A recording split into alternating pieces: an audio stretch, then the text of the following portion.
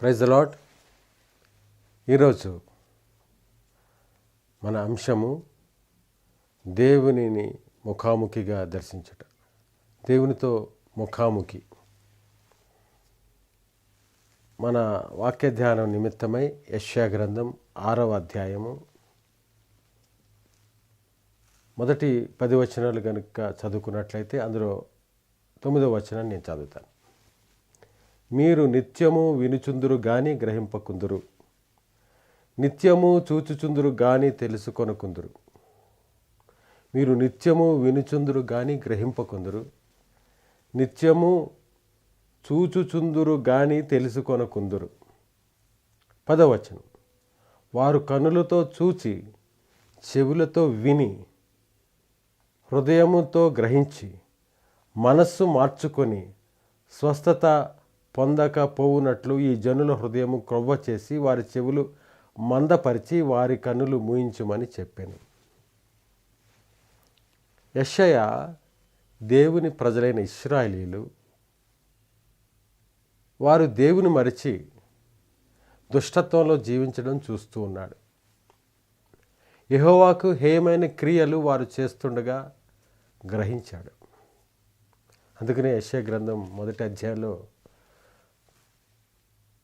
4వ వచనంలో అంటున్నాడు, ఏమంటున్నాడు? పాపిష్టి జనమా, దోషభరితమైన ప్రజలారా, దుష్ట సంతానమా, చెరుపు చేయు పిల్లలారా, మీకు శ్రమ అని. చూడండి ఎంత పెద్ద మాటలు మాట్లాడాడు.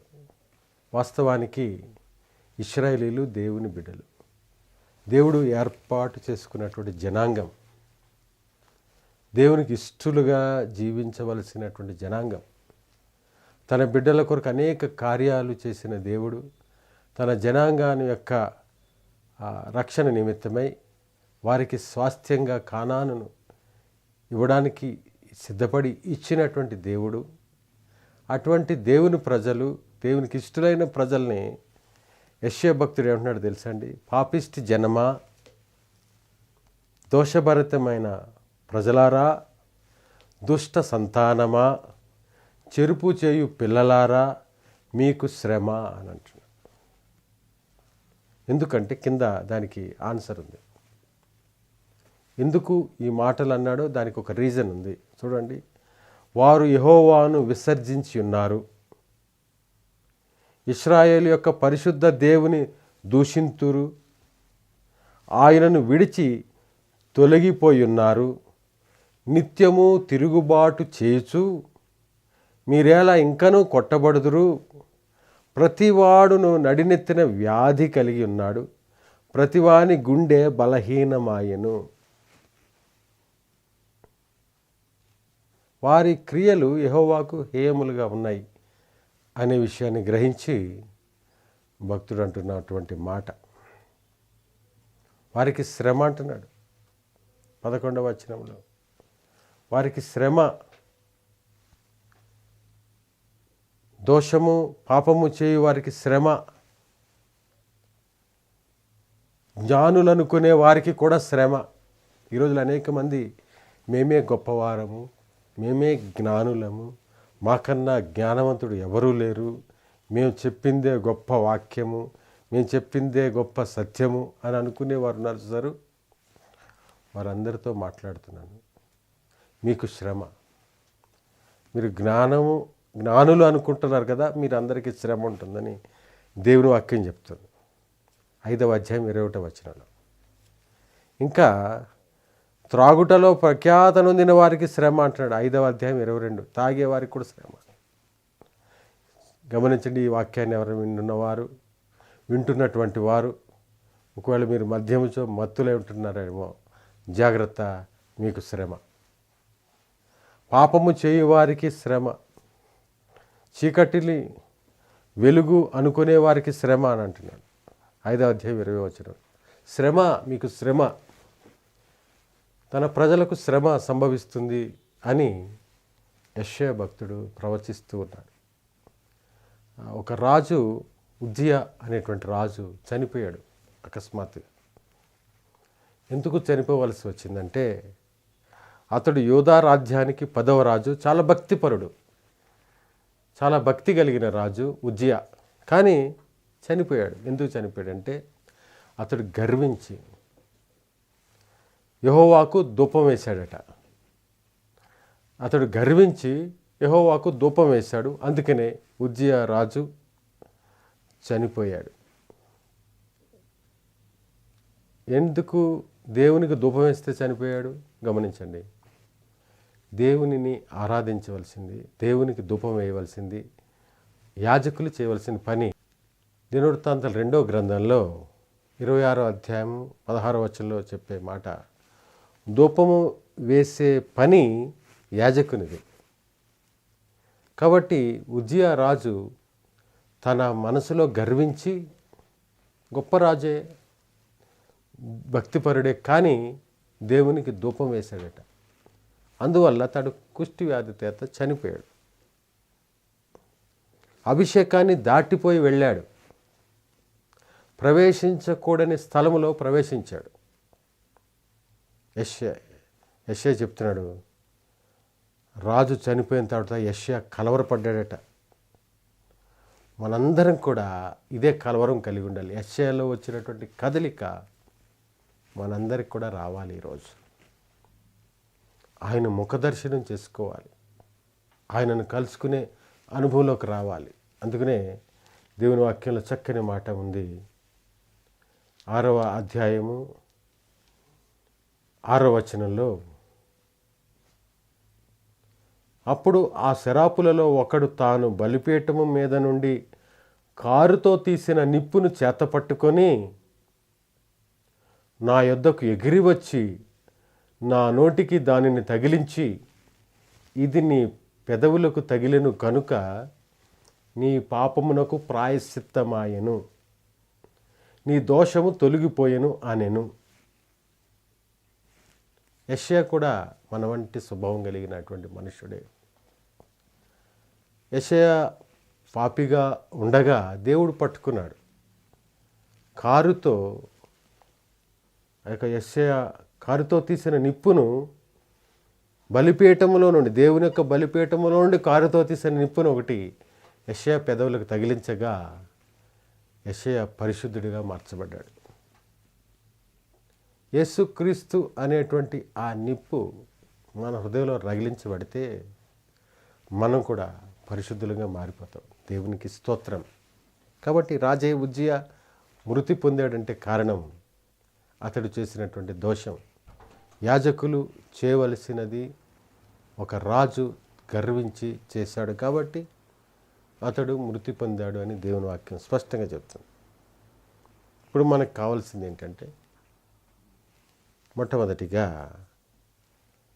మనకు ఒక విజన్ కావాలి, ఒక ప్రత్యక్షత కావాలి.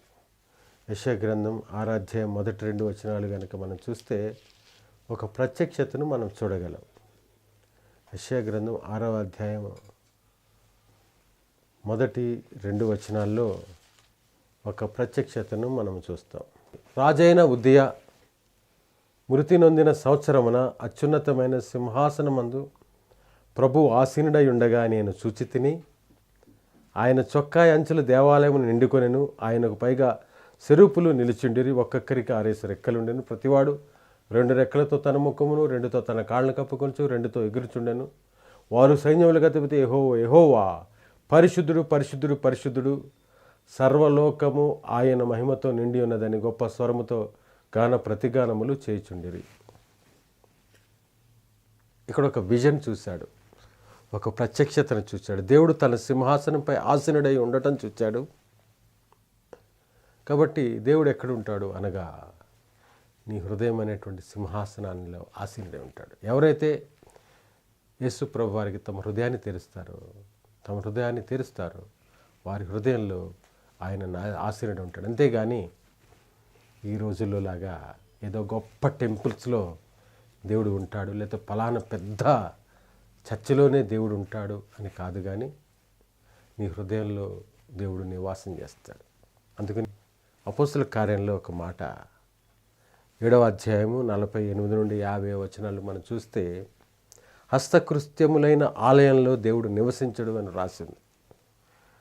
మనకు మన కుటుంబాలకి దర్శనం కావాలి. ఎటువంటి దర్శనము? దేవునిని ముఖాముఖిగా చూసే దర్శనం. అనగా ఆయన మన హృదయంలో ఉంటే, ఆయనతో మనం మంచి సహవాసం ఏర్పాటు చేసుకుంటే ఆయనను మనం సంధించగలము. అది గొప్ప దర్శనం. మొదటిగా దర్శనం కావాలి. రెండవదిగా తీర్పు, ఒప్పుదల ఉండాలి. మనల్ని మనం స్వపరీక్ష చేసుకోవాలి. నేను అపవిత్రుడను, నేను అపవిత్రమైన పెదవులు గలవాడను. ఇక్కడ అంటున్నాడు, ఇక్కడ యెషయా భక్తుడు చెప్తున్న మాట,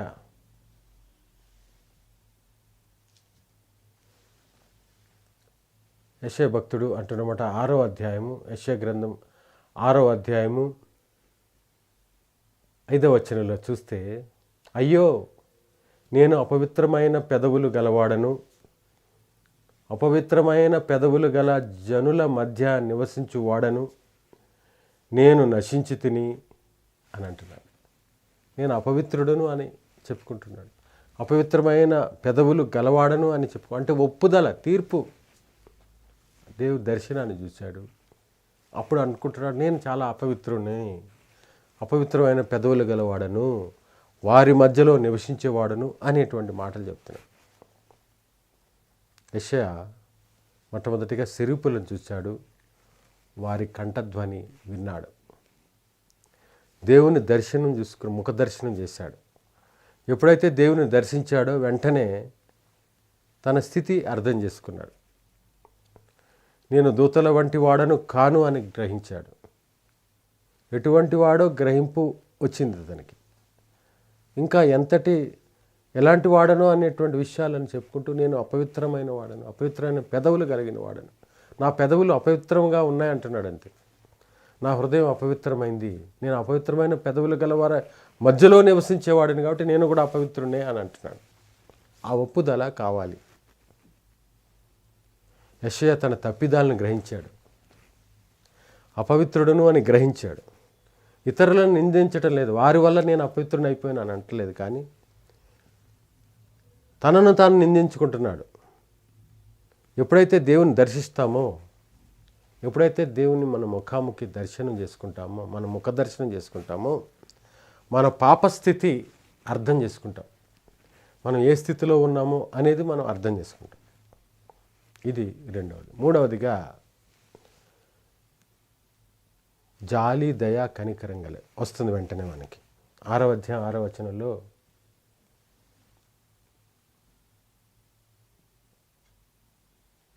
6వ అధ్యాయము 8వ వచనం, అప్పుడు నేను ఎవని పంపెదను, మా నిమిత్తము ఎవడు పోవునని ప్రభు సెలవేయగా వింటిని, అంతట నేను చిత్తగించుము, నేనున్నాను, నన్ను పంపుమనగా, అప్పుడు చెప్పాడు అంట, నీ జనులతో ఇట్లనము, మీరు వింటారు కానీ గ్రహించరు, చూస్తారు కానీ దాన్ని మనసున అర్థం చేసుకోరు అనే విషయాలు చెప్పు, బోధించు అని అంటున్నాడు. కాబట్టి అప్పుడు వెంటనే జాలి వస్తుంది. ఎప్పుడైతే మనం దేవుని ముఖ దర్శనం చేసుకుంటామో ఒప్పుదల అనేది మన జీవితంలో వస్తుంది. తర్వాత మన కంపాషన్ పెరిగిపోతుంది. జాలి, దయ అనేది మన హృదయంలో వస్తుంది. మనం ఇతరులు వేలెత్తి చూపించడం కంటే కూడా మనల్ని మనం పరిశీలించుకుంటాం. దాన్నే స్వపరీక్ష అని అంటాం. మనల్ని మనం పరిశీలన చేసుకుంటాం. దేవుడు దయగలవాడు, కానీ దయ చూపించట్లో మెతకదనం ప్రదర్శించడు. దయగలవాడు కదా అని ఏం చేస్తుంది చూస్తూ ఊరుకోడు. ఈ రోజుల్లో ఈ బోధ ఎక్కువైపోయింది. ఎవరు చూసినా దేవుడికి దయగలిగిన వాడండి. Our God is a mercy God, our God is a gracious God. కృప కృప కృప కృప. కానీ కృప చూపించే దేవుడే, దయ చూపించే దేవుడు దయగలిగిన వాడే, కానీ దయ చూపించటంలో మెతకతనం చూపించడు. అనగా ఆయన దయ చూపిస్తే మన జీవితాలే మారిపోతాయి, గొప్పగా మారిపోతాయి. కాబట్టి మనము దయగలిగిన దేవుని మనం ఆరాధిస్తున్నాం. అందుకనే రోమీలకు రాసిన పత్రిక 2వ అధ్యాయము 3, 4 వచనాలు చూద్దాం.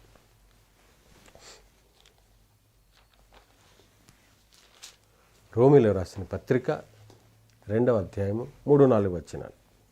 అట్టి కార్యములు చేయవారికి తీర్పు తీర్చుచు వాటినే చేయుచున్న మనుషుడా, నీవు దేవుని తీర్పు తప్పించుకొందువని అనుకొందువా?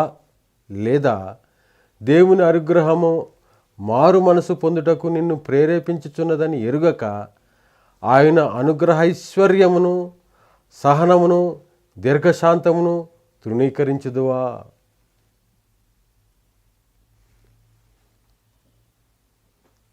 యెషయా దేవుని ప్రేమను, దేవుని దయను చూచాడు. దేవుడు మనల పాపాలను ఎత్తి చూపించడండి. పాపాలను పరిహరించుకునే అవకాశం ఇస్తాడు. దేవుడు మన పాపాలను ఎత్తి చూపించడు, కానీ పాపాలను పరిహరించుకునే అవకాశం ఇస్తాడు, ఛాన్స్ ఇస్తాడు. అప్పుడు మన పాపాలను గురించి మనం పశ్చాత్తాపడాలి. దేవుని సన్నిధిలో ఆయన పాదాల దగ్గర మన పాపాలను ఒప్పుకుంటే మనల్ని పవిత్రులుగా చేస్తాడు. అందుకని ఇక్కడ అంటున్నాడు యెషయా భక్తుడు అంటాడు, నేను అపవిత్రమైన పెదవులు కలవాడను, అపవిత్రమైన పెదవులు కల వారి మధ్యలో నివసించేవాడను అనేటువంటి ఒక ఒప్పుదలకు రాగానే మనం చూచాము, బలిపీఠం నుండి ఒక కారుతో తీసిన నిప్పుని చేతబట్టుకుని తోత ఆయన పెదవులకు తాగించగానే అపవిత్రుడు కాస్త పవిత్రుడైపోయాడు. యెషయా నోటిని ఆ యొక్క నిప్పు తాకగానే యెషయా పాపములకు ప్రాయశ్చిత్తం జరిగిందని గ్రహించాడు. మనకైతే యేసు రక్తము మాత్రమే ప్రతి పాపము నుండి విడిపించేది. అందుకనే 1 యోహాను పత్రిక 1వ అధ్యాయం 7 నుండి 9 వచనాలు మనం గమనిస్తే యేసు రక్తము మాత్రమే ప్రతి పాపము నుండి విడిపించగల శక్తి కలిగింది. మనం ఇంకా దేవుని కలుసుకోనని, దేవునిని ముఖదర్శనం చేసుకొని అనుభవం ఉంటే ఈరోజే కలుసుకోవడానికి ప్రయత్నం చేద్దాం. అప్పుడు మన స్థితి అర్థమవుతుంది. మనకు పాపపు ఒప్పుకోలు వస్తుంది, పాపాలు క్షమాపణ పొందుతాం, దేవునికి సమీపస్తులుగా జీవిస్తాం. 4వదిగా కమిషన్ అని అంటాం, అనగా దేవుని యొక్క ఒక ఆజ్ఞ, the great commission, the last command అని అంటాం. ఏంటిది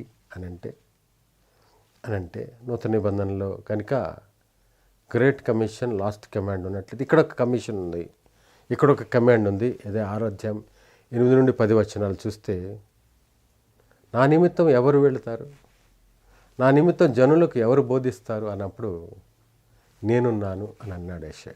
నన్ను పంపించాను అని అంటున్నాడు. యెషయా దేవుని స్వరాన్ని విన్నాడు.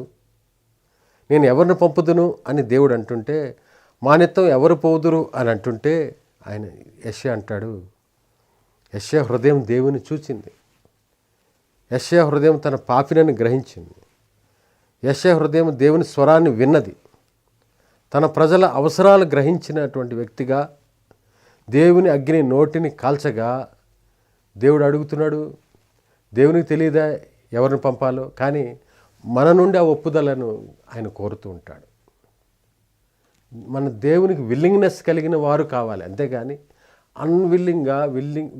విల్ఫుల్గా కాకుండా అన్విల్లింగ్తో వెళ్ళేవారు దేవునికి అక్కర్లేదు. విల్లింగ్నెస్ కావాలి, అనగా ఒప్పుకొని ఒప్పుదలతోటి హృదయపూర్వకంగా దేవుని సేవించేవారు కావాలి.